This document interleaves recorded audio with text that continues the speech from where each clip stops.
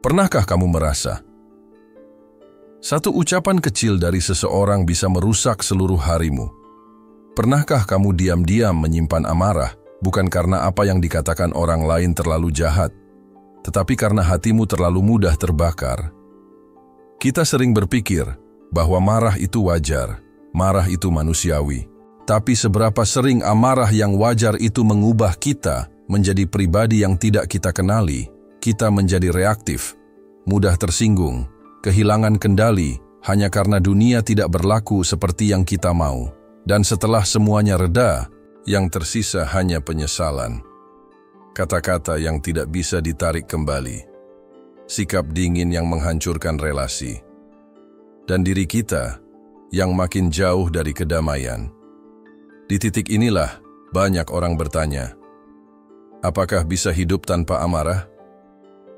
Apakah ada cara agar kita tetap tegas tapi tidak terbakar emosi? Jawabannya ada, dan jawabannya sudah ditemukan ribuan tahun yang lalu oleh para filsuf yang hidup dalam kesederhanaan tapi memikirkan kehidupan dengan kedalaman yang luar biasa. Mereka adalah para Stoik, filsuf seperti Epictetus, Seneca, dan Marcus Aurelius. Tidak hanya mengajarkan bagaimana berpikir tenang, tapi juga bagaimana menjadi manusia yang tak bisa digoyahkan oleh apapun. Mulai hari ini dalam serial ini kita akan belajar bersama bagaimana cara mengalahkan amarah tanpa kehilangan diri kita sendiri karena hidup terlalu singkat untuk dihabiskan dalam pertengkaran. Selamat datang di Arif Arsya, dan ini adalah bagian pertama dari cara agar tidak pernah marah lagi. Sebuah panduan stoik untuk jiwa yang ingin tenang. Kita sering merasa marah adalah sesuatu yang tak terhindarkan. Seseorang menyakiti kita, lalu kita marah.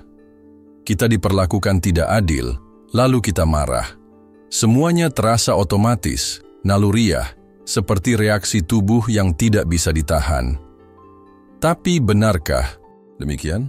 Dalam filsafat stoik, ada sebuah pemahaman yang sangat mendalam tentang emosi. Epictetus, seorang filsuf stoik yang terkenal, mengatakan, bukan peristiwa yang membuat kita marah, tapi penilaian kita terhadap peristiwa itu. Artinya, bukan kata-kata orang lain yang menyakiti kita, tetapi bagaimana kita menilai kata-kata itu. Bukan perlakuan buruk yang melukai, tapi cara kita memaknainya.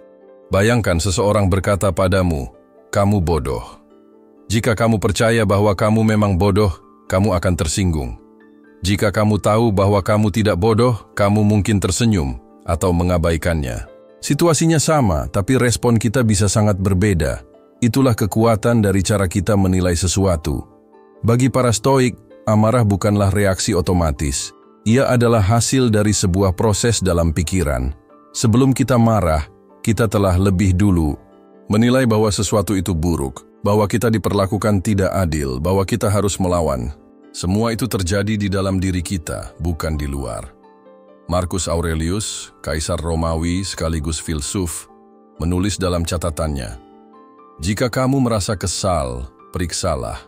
Apakah itu karena dunia menyimpang dari kodratnya, atau hanya karena keinginanmu sendiri yang tidak terpenuhi? Kita marah bukan karena dunia kacau, tapi karena harapan kita pada dunia tidak sesuai kenyataan.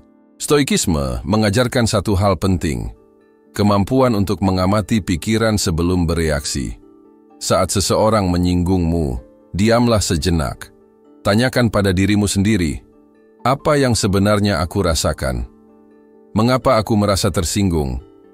Apakah ini benar-benar penting? Latihan seperti ini bukanlah kelemahan, tapi bentuk kekuatan yang sejati. Orang yang kuat bukanlah orang yang cepat membalas, melainkan orang yang mampu tetap tenang ketika dunia memancing emosinya.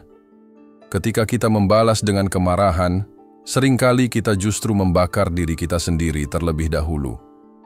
Kita berkata, hal-hal yang tak bisa ditarik kembali, kita menyakiti orang lain, dan pada akhirnya, kita sendiri yang menyesal. Seringkali, marah justru membuat kita kehilangan kendali atas diri kita sendiri. Dalam jangka panjang, amarah tidak membuktikan kekuatan, tapi kelemahan kita dalam mengelola batin. Dalam hidup ini, kita selalu punya pilihan. Marah adalah salah satu pilihan, bukan keharusan. Kita bisa memilih untuk marah, bisa juga memilih untuk tenang. Dan semakin sering kita memilih untuk tenang, semakin kuat kita sebenarnya. Karena ketenangan bukan tanda kelemahan, tetapi tanda bahwa kita tidak mudah dikendalikan oleh dunia luar. Marah memang terasa manusiawi, tapi bukan berarti harus selalu dipelihara. Kita bisa belajar untuk lebih tenang, lebih sabar, dan lebih bijak. Dan itu semua dimulai dari satu hal sederhana, menyadari bahwa marah adalah pilihan, bukan takdir. Setiap kali kita merasa marah, seringkali akar dari kemarahan itu ada pada satu hal, ekspektasi. Kita berharap dunia berjalan sesuai keinginan kita. Kita berharap orang lain bersikap adil dan sesuai dengan standar kita. Kita berharap masalah segera hilang dan keadaan menjadi sempurna. Namun kenyataannya seringkali berbeda. Dunia tidak pernah berjanji untuk berjalan sesuai dengan rencana kita. Orang lain tidak pernah berkomitmen untuk memenuhi harapan kita. Dan keadaan, ia selalu berubah, kadang di luar kendali kita. Ini adalah kenyataan yang sulit diterima. Kita cenderung menganggap bahwa karena kita berharap sesuatu, maka itu harus terjadi. Jika tidak, kita merasa dikecewakan dan marah. Filsafat Stoik mengajarkan kita untuk memisahkan antara apa yang bisa kita kendalikan dan apa yang tidak bisa kita kendalikan. Ini adalah inti dari kebijaksanaan mereka. Kita hanya bisa mengendalikan pikiran dan sikap kita sendiri. Namun, kita tidak bisa mengendalikan orang lain, situasi, atau hasil dari peristiwa yang terjadi di luar diri kita. Ketika kita menerima bahwa dunia tidak wajib memenuhi ekspektasi kita, kita mulai meredakan sumber marah yang besar. Kita tidak lagi merasa disakiti ketika sesuatu tidak berjalan sesuai harapan. Kita belajar untuk menerima kenyataan, bukan melawannya. Marcus Aurelius pernah menulis, "Jangan mengharapkan hal-hal luar, karena kamu akan selalu kecewa. Lihatlah apa yang ada di depanmu dan bersyukurlah." Dalam kata lain, fokuslah pada apa yang kamu miliki dan bisa kamu kendalikan. Latihan ini bukan berarti pasrah atau menyerah. Justru sebaliknya, ini adalah bentuk kekuatan yang dalam. Kekuatan untuk menerima kenyataan dan tetap melangkah maju tanpa terbebani oleh kekecewaan. Ketika kamu mulai memahami bahwa ekspektasi adalah sumber dari banyak kemarahanmu, kamu dapat memilih untuk menurunkan ekspektasi itu. Kamu belajar untuk tidak terlalu berharap banyak pada hal-hal yang berada di luar kendalimu. Menerima dunia apa adanya bukan berarti kamu berhenti berusaha. Kamu tetap bisa bekerja keras, tetap bisa berharap dan bermimpi. Tapi kamu melakukannya dengan hati yang siap menerima hasil apapun. Kamu membangun kekuatan batin yang tidak tergantung pada hasil akhir. Ini yang membuat para Stoik begitu kuat. Mereka tahu bahwa hidup penuh dengan ketidakpastian dan perubahan. Namun, mereka tidak membiarkan hal itu menguasai batin mereka. Dengan menurunkan ekspektasi dan mengendalikan reaksi terhadap keadaan, kamu membangun ketenangan yang kokoh. Ketenangan yang membuatmu tidak mudah terpancing amarah, bahkan ketika dunia tampak tidak adil. Di bagian berikutnya, kita akan membahas tentang bagaimana membedakan antara hal-hal yang bisa dan tidak bisa kita kendalikan, dan bagaimana sikap ini dapat mengubah cara kita melihat dunia dan emosi kita. Dita, seringkali kita merasa hidup ini penuh tekanan. Banyak hal yang membuat kita gelisah, marah, atau kecewa. Kita ingin semuanya berjalan mulus sesuai keinginan, tapi kenyataannya tidak selalu demikian. Banyak hal di luar kendali kita, dan itu yang seringkali membuat kita frustrasi. Filsafat Stoik mengajarkan satu prinsip sederhana tapi sangat kuat. Fokuslah pada apa yang bisa kamu kendalikan, dan lepaskan apa yang tidak bisa kamu kendalikan. Prinsip ini menjadi kunci utama untuk mengelola emosi, terutama amarah. Apa yang sebenarnya bisa kita kendalikan? Jawabannya adalah pikiran kita sendiri, sikap kita terhadap kejadian, pilihan yang kita buat dalam menanggapi situasi, dan tindakan yang kita ambil berdasarkan keputusan tersebut. Sedangkan hal-hal seperti perkataan orang lain, cuaca, keadaan ekonomi, atau apapun yang terjadi di luar diri kita, itu berada di luar kendali kita. Ketika kita memahami batasan kendali ini, kita mulai belajar untuk tidak membuang energi pada hal-hal yang tidak bisa kita ubah.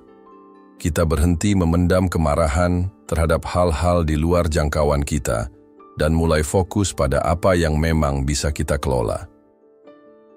Marcus Aurelius berkata, "Jangan biarkan apa yang tidak bisa kamu lakukan mengganggu apa yang bisa kamu lakukan." Ini berarti alih-alih menghabiskan waktu menggerutu tentang hal-hal yang tidak bisa kita atur, lebih baik kita gunakan energi kita untuk mengatur diri sendiri, pikiran, sikap, dan tindakan kita. Misalnya, jika seseorang bersikap kasar padamu, kamu tidak bisa mengubah sikap orang itu, tapi kamu bisa memilih bagaimana meresponsnya. Kamu bisa memilih untuk marah dan membalas, atau memilih untuk tetap tenang dan tidak membiarkan sikap itu memengaruhi kedamaianmu. Dengan memfokuskan perhatian pada apa yang bisa kita kendalikan, kita tidak hanya menghindari kemarahan yang sia-sia, tapi juga menjadi lebih efektif dalam menghadapi masalah. Kita menjadi lebih jernih dalam berpikir, lebih kuat dalam bertindak, dan lebih damai dalam menerima hasil. Latihan ini memang tidak mudah. Kita seringkali terbawa emosi dan lupa bahwa kita punya pilihan. Namun, dengan kesadaran dan latihan berulang, kita bisa membangun kebiasaan untuk selalu bertanya pada diri sendiri, apakah hal ini berada dalam kendaliku? Jika tidak, mengapa aku harus marah? Stoikisme juga mengajarkan untuk melatih pikiran agar siap menerima apapun hasilnya. Seperti yang dikatakan Epiktetos, kebahagiaan dan kebebasan bermula dengan memahami satu prinsip. Beberapa hal berada dalam kendalimu dan beberapa tidak. Dengan menerima prinsip ini, kita membebaskan diri dari rantai kemarahan yang selama ini mengikat kita. Kita mulai hidup dengan lebih ringan, tidak terbebani oleh hal-hal di luar kontrol kita. Selain itu, fokus pada apa yang bisa dikendalikan juga mengajarkan kita untuk menjadi pribadi yang lebih bertanggung jawab. Karena ketika kita sadar bahwa pikiran dan sikap kita adalah milik kita sepenuhnya, kita menjadi lebih berhati-hati dalam memilih bagaimana merespons setiap situasi. Inilah kunci dari kebijaksanaan stoik, bukan menghindari masalah, tapi mengubah cara kita memandang dan meresponsnya. Ketika kita fokus pada kendali diri, kita menjadi master atas emosi kita, bukan budak dari reaksi spontan. Jika kamu merasa marah karena sesuatu di luar kendalimu, cobalah untuk berhenti sejenak dan tanyakan pada dirimu sendiri, apakah aku bisa mengubah ini sekarang? Jika tidak, mengapa aku harus membuang energi pada kemarahan? Ini bukan sekadar teori. Banyak orang yang sudah membuktikan bahwa dengan menerapkan prinsip ini, hidup menjadi jauh lebih damai dan bermakna. Mereka tidak lagi mudah tersulut emosi, lebih bijak dalam mengambil keputusan, dan mampu menjalani hidup dengan ketenangan batin yang stabil. Hidup tidak selalu berjalan mulus. Ada kalanya badai masalah datang bertubi-tubi, membuat kita merasa tertekan, gelisah, bahkan marah. Dalam situasi seperti itu, menjaga ketenangan bukanlah hal yang mudah, namun disinilah kekuatan sejati diuji. Bagaimana kita tetap tenang di tengah badai? Filsafat Stoik memberikan banyak panduan tentang ini. Mereka mengajarkan bahwa ketenangan bukan sesuatu yang datang begitu saja, tapi hasil dari latihan dan kebiasaan yang dibangun secara sadar.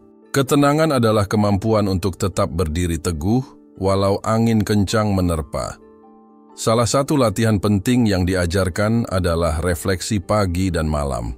Setiap pagi, sebelum memulai aktivitas, luangkan waktu untuk membayangkan kemungkinan tantangan yang akan dihadapi hari itu.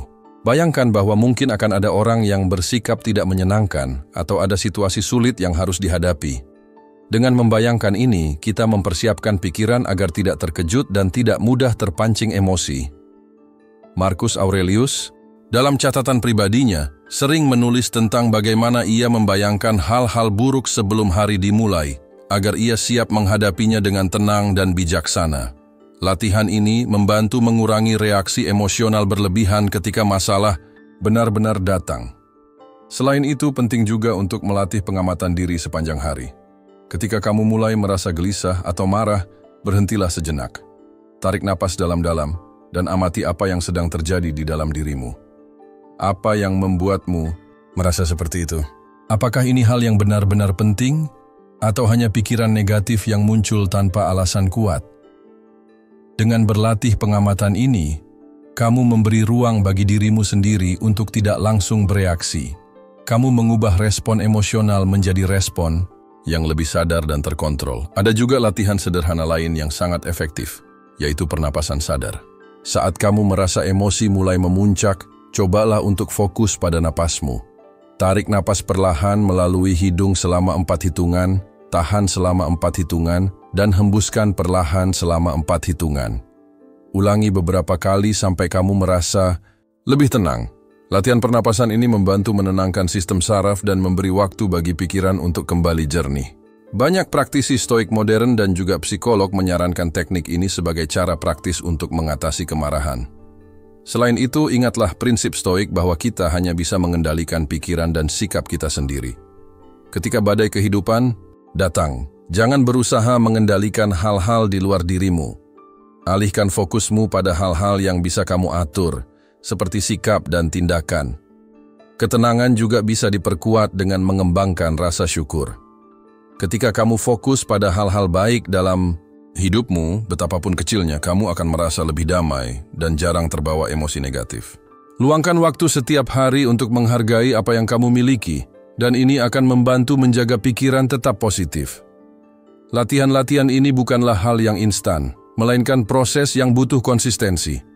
Namun, semakin sering kamu melatihnya, semakin besar kemampuannya untuk membantu kamu tetap tenang di tengah situasi sulit. Mengelola emosi, terutama kemarahan, bukanlah sesuatu yang bisa kita kuasai dalam semalam. Ini adalah perjalanan panjang yang membutuhkan ketekunan dan kesabaran. Seperti latihan fisik, otot emosional kita juga harus dilatih secara rutin agar semakin kuat dan tahan banting. Banyak orang memulai dengan semangat yang tinggi, membaca buku, mendengarkan ceramah, atau mencoba teknik-teknik baru.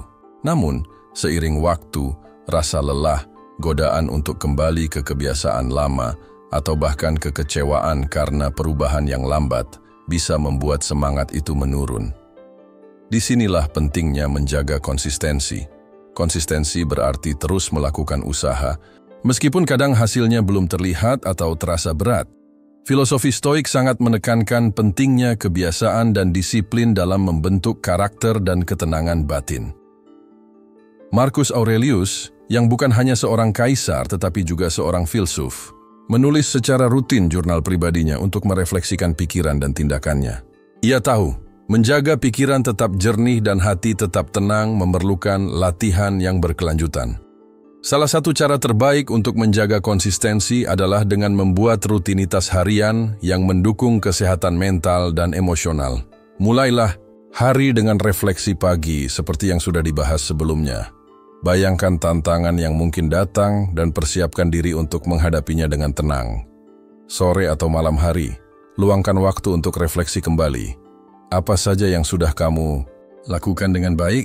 Apa yang bisa diperbaiki? Dengan melakukan evaluasi ini, kamu membangun kesadaran diri yang lebih dalam dan mencegah diri terjerumus ke dalam pola kemarahan yang tidak produktif. Tidak kalah penting adalah membangun support system atau lingkungan yang mendukung. Bergaullah dengan orang-orang yang positif, yang bisa mengingatkanmu untuk tetap tenang dan bijak saat situasi memanas. Kadang, hanya dengan mendengar sudut pandang orang lain yang tenang, kita bisa lebih mudah mengendalikan emosi kita sendiri. Selanjutnya, jangan takut untuk meminta bantuan jika kamu merasa kesulitan. Konsultasi dengan mentor, terapis, atau seseorang yang kamu percayai bisa sangat membantu dalam perjalanan ini. Mengelola emosi adalah proses yang manusiawi dan tidak ada salahnya menerima dukungan. Selain itu, ingatlah bahwa kemarahan bukanlah musuh yang harus kita hilangkan sepenuhnya, tapi energi yang perlu kita kelola dengan bijak. Kemarahan bisa menjadi sinyal bahwa ada sesuatu yang penting bagi kita, dan dengan pengelolaan yang tepat, energi itu bisa diarahkan menjadi kekuatan positif. Praktikkan juga untuk memberi diri sendiri ruang beristirahat. Kadang, menjaga konsistensi berarti juga tahu kapan harus mundur sejenak dan memulihkan tenaga. Jangan biarkan diri terjebak dalam tekanan berlebihan yang justru bisa memicu kemarahan. Kesadaran bahwa perubahan memerlukan waktu dan usaha yang berkelanjutan akan membantumu untuk tidak mudah menyerah. Setiap langkah kecil yang kamu lakukan Setiap kali kamu memilih ketenangan daripada kemarahan, itu adalah kemenangan besar. Dalam perjalanan ini, ingat kata-kata Seneca, bukan karena hal-hal sulit kita tidak berani, tapi karena kita tidak berani hal-hal itu menjadi sulit. Mengelola emosi memang tidak mudah, tapi dengan keberanian dan konsistensi, kamu bisa mencapainya. Arif Arsya mengajak kamu untuk terus berlatih, terus belajar, dan terus tumbuh menjadi pribadi yang lebih kuat dan damai. Dengan begitu, kemarahan tidak lagi menjadi penghalang, melainkan bahan bakar untuk menjadi lebih bijaksana dan penuh pengendalian diri. Terima kasih telah mengikuti seri ini. Semoga setiap bagian memberikan manfaat dan kekuatan untuk hidup yang lebih tenang dan bermakna.